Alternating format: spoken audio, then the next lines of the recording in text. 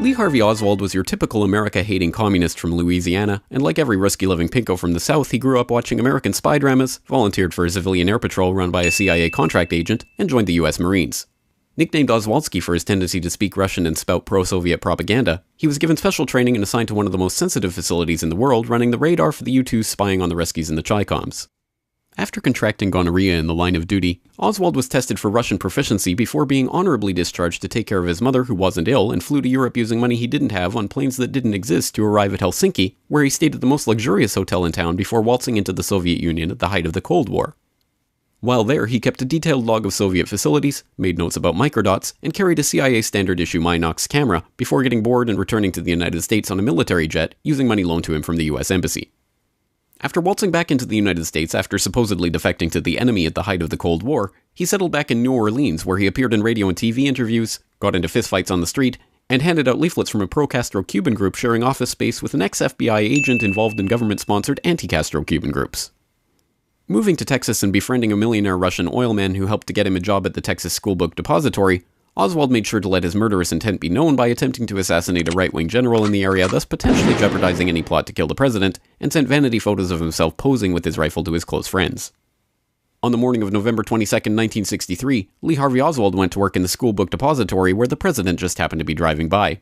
After somehow getting the Secret Service to stand down before entering Dealey Plaza, Oswald set up a makeshift sniper's nest and got off 3 shots in 6 seconds, leaving 4 bullets without leaving any nitrate on his cheek, a feat that has never been duplicated, including 1 bullet that managed to cause 7 entry-exit wounds, a feat that has never been duplicated, penetrating 15 inches of tissue, 4 inches of rib, and a radius bone, to come out in almost perfect condition on a stretcher in the hospital while no one was looking, a feat that has never been duplicated.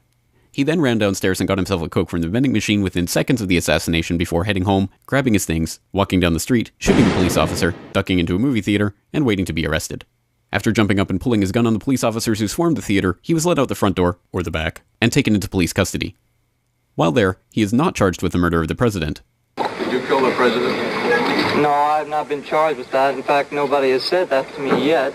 And like any self-respecting America-hating communist grandstander who had just killed the President of the United States in a pinko rage, denied he had anything to do with it. I'm just a patsy. Before being transferred to county jail, he was shot on live TV by a 2-bit Union Mafia stooge, supposedly torn by grief at the death of the president, whose brother he personally hated, later claiming that it was part of a conspiracy the world will never know. The world will never know the true facts.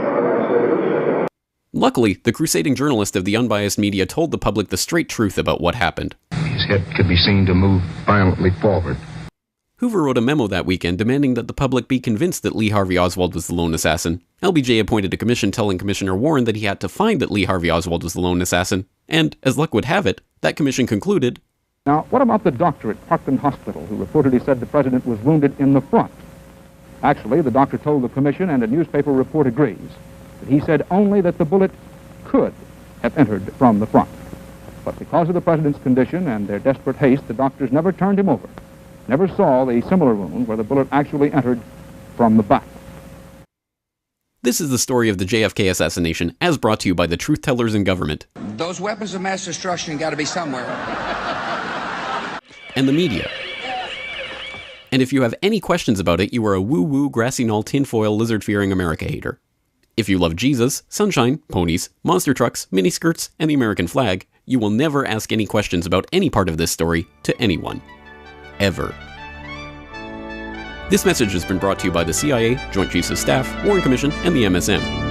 Because ignorance is strength.